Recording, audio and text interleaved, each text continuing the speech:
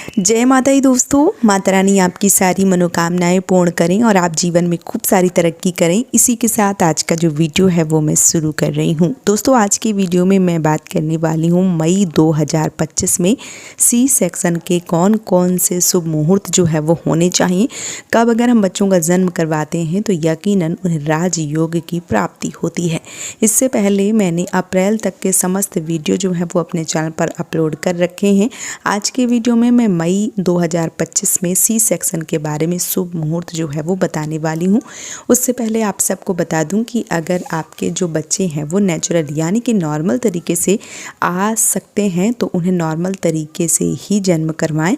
कभी भी राजयोग के चक्कर में बच्चों का सी सेक्शन जो है वो नहीं करवाना चाहिए।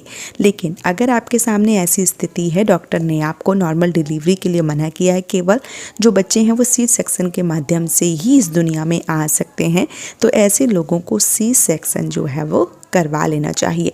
लेकिन जब आप सी सेक्शन करवाते हैं और सी सेक्शन के द्वारा ही बच्चे आते हैं बाहर, तो ऐसे में आपको कुछ शुभ मुहूर्त जो है वो देख लेने चाहिए, जिस समय बच्चों का जन्म करवाने से बच्चों को राजयोग की प्राप्ति होती है। आज के वीडियो में मैं आप सबको कुछ तारीखें जो मई के महीने में राजयोग की हैं वो मैं बताने वाली हूँ। अगर आप बच्चे का जन्म करवा रहे हैं तो याद रखें अमावस्या तिथि में ना करवाएं, क्योंकि अमावस्या तिथि जो होती है वो पितरों की तिथि होती है और इस दिन पितृ तर्पण किया जाता है। तो अमावस्या वाले दिन अगर हो सकता है तो आप बिल्कुल भी डिसाइड ना करें, अमावस्या स्किप करनी चाहिए। इसके साथ ही साथ नौमी तिथि, चतुर्थी तिथि और चतुर्दशी तिथि को भी बच्चों का सी सेक्शन नहीं करवाना चाहिए। इसके साथ ही साथ महीने में हर महीने गंडमूल लगते हैं, हर महीने पंचक लगती है। तो जो मूल है यानी कि जो गंडमूल है, गंडमूल में भी बच्चे का जन्म नहीं करवाना चाहिए। इसके साथ ही साथ 5 दिन की हर महीने में पंचक होती है, तो पंचक के समय भी आपको जन्म नहीं करवाना चाहिए। अब आप लोग सोच रहे होंगे कि जो पंचक हैं वो कब लगेंगी, वो हमें कैसे पता चलेगा, और गंडमूल जो है वो कब कब रहने वाली हैं। तो चलिए इस पे बात कर लेते हैं। सबसे पहले पंचक की मैं बात करूं तो जो पंचक हैं वो 20 तारीख से लगेंगे, यानी 20 मई से शाम को 7:31 से लेके 24 तारीख को 1:48 से समाप्त हो जाएंगे। तो 20 से 24 तारीख को आपको कभी भी भूलकर भी जो बच्चों का जन्म है यानी कि जो सी सेक्शन है वो नहीं करवाना चाहिए। इसके साथ ही साथ गंडमूल में भी बच्चों का जन्म जो है वो नहीं करवाया जाता है, क्योंकि गंडमूल में जो बच्चे जन्म लेते हैं उनके मूल नक्षत्र जो है वो उत्तरवाहिनी पड़ते हैं, इसलिए गंडमूल में भी बच्चों का जन्म ना करवाएं।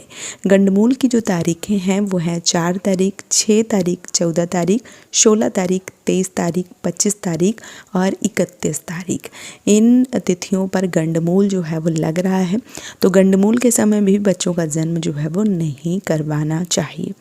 अब आप लोग सोच रहे होंगे कि इतनी सारी तिथियां जो है वो बता दी गई हैं, तो कब बच्चे का जो जन्म है वो करवाएं। तो देखिए कुछ तारीखें जो है वो निकल कर आ रही हैं। चलिए वो तारीखें जान लेते हैं जिस दिन बच्चों का जन्म अगर करवाया जाए तो यकीनन राजयोग की प्राप्ति होती है। पहली जो तारीख है वो है 2 मई। दिन जो है वो शुक्रवार का पड़ रहा है। बैसाख शुक्ल पक्ष की पंचमी तिथि है। आंध्रा के नक्षत्र हैं, बहुत ही शुभ संयोग बन रहा है। इस दिन आप बच्चे का जो जन्म है वो करवा सकते हैं। अगली जो तारीख है वो है 3 मई। दिन जो है वो शनिवार का पड़ रहा है। बैसाख शुक्ल पक्ष की षष्ठी तिथि है। पुनर्वासु के नक्षत्र हैं, बहुत ही शुभ संयोग बन रहा है। इस दिन आप बच्चे का जो जन्म है वो करवा सकते हैं। अगली जो तारीख है वो है 7 मई। दिन बुधवार का पड़ रहा है। बैसाख शुक्ल पक्ष की 10वीं तिथि है और इसके साथ ही साथ फाल्गुनी नक्षत्र है, बहुत ही शुभ संयोग बन रहा है। इस दिन भी बच्चे का जो जन्म है वो करवाया जा सकता है। अगली जो तारीख है वो है 18 तारीख, 18 मई। दिन रविवार का है। ज्येष्ठ कृष्ण पक्ष की षष्ठी तिथि है। इसके साथ ही साथ उत्तरा जो आषाढ़ नक्षत्र है वो पड़ रहे हैं, बहुत ही शुभ संयोग बन रहा है। इस दिन भी बच्चे का जो जन्म है वो करवाया जा सकता है। अगली जो तारीख है वो है 20 तारीख, क्योंकि पंचक जो है वो भी 20 तारीख से लग रहे हैं, तो 7:30 बजे से पहले ही आपको इस दिन जन्म करवा लेना है। 7:30 बजे के बाद शाम को जो जो पंचक हैं वो लग जाएंगे, तो कोशिश करिए कि 20 तारीख को आप 7:30 बजे से पहले ही जो जन्म है वो करवा लें। 20 तारीख को दिन मंगलवार पड़ेगा, ज्येष्ठ कृष्ण पक्ष की अष्टमी तिथि है, घनिष्ठा के नक्षत्र हैं, बहुत ही शुभ संयोग बन रहा है, लेकिन 7:30 बजे से पहले ही आपको जो बच्चे का जन्म है वो करवाना पड़ेगा। अगली जो तारीख है वो है 29 मई। दिन जो है वो पड़ रहा है गुरुवार का, ज्येष्ठ शुक्ल पक्ष की तृतीया तिथि है, आंद्रा के नक्षत्र हैं, बहुत ही शुभ संयोग बन रहा है। इस दिन भी बच्चे का जो जन्म है वो करवाया जा सकता है। तो ये कुल तारीखें हैं 2, 3, 7, 18, 20 और 29। इस दिन बच्चों का जो जन्म है वो करवाने से यकीनन बच्चों को राजयोग की प्राप्ति होती है। इसके साथ ही साथ बहुत सारे ऐसी बहनें हैं जो कमेंट करती हैं कि दीदी डॉक्टर ने डेट दी है, लेकिन इन जो तारीखें आपने बताई हैं उन तारीखों में कोई भी तारीख मैच नहीं कर रही है, तो हम क्या करें। तो देखिए, अगर तारीखें मैच नहीं कर रही हैं तो आपको बहुत ज़्यादा परेशान नहीं होना है। अगर मूल नक्षत्र पड़ते हैं तो शांति पूजा मूल नक्षत्र उतरवाए जाते हैं, और मूल उतरवाने की जो पूजा है वो थोड़ी सी बड़ी होती है। अगर मूल नक्षत्र में बच्चे पैदा होते हैं तो आप मूल जो है वो ज़रूर उतरवा दें। इसके साथ ही साथ अगर आपको कोई भी तारीख, कोई भी समय जो है वो समझ में नहीं आ रहा है, तो एक दिन में 2.5 से 3 घंटे का राहु काल का समय लगता है, वो जो समय है वो आपको स्किप कर देना चाहिए। इसके अलावा आप कभी भी बच्चे का जो जन्म है वो करवा सकते हैं। और अगर बहुत ज़्यादा शुभ मुहूर्त आप पूछना चाहते हैं तो आप अपनी कुंडली, जो माताएं हैं जो बच्चे को जन्म दे रही हैं, वो अपनी कुंडली के अनुसार बच्चे का जो ऑपरेशन करवाने का शुभ समय है वो आप अपने नज़दीकी पंडित जी से पूछ सकते हैं।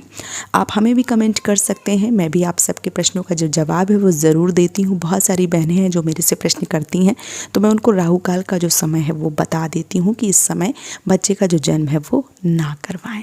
तो जो मैंने तारीखें दी हैं, अगर आप इन तारीखों में सी सेक्शन या जो ऑपरेशन द्वारा बच्चे का जन्म है वो करवाती हैं तो यकीनन उन्हें राजयोग की प्राप्ति होती है। तो इस वीडियो में मैंने पंचक भी बता दिए हैं कि मई में पंचक कब से लग रहे हैं, गंडमूल का जो तारीखें हैं वो भी बता दी हैं। इसके साथ ही साथ जो सी सेक्शन की कुल 6 शुभ मुहूर्त हैं वो भी आप सबके साथ शेयर कर दी हैं। तो उम्मीद करती हूँ कि ये वीडियो आप सबको पसंद आया होगा। अगर वीडियो पसंद आया है तो आप हमें सपोर्ट कर सकते हैं इस चैनल को सब्सक्राइब करके और वीडियो को लाइक करके। आज का ये वीडियो मैं यहीं पे समाप्त करूँगी। बहुत जल्दी मिलूँगी एक और नए वीडियो के साथ में, तब तक के लिए राधे राधे।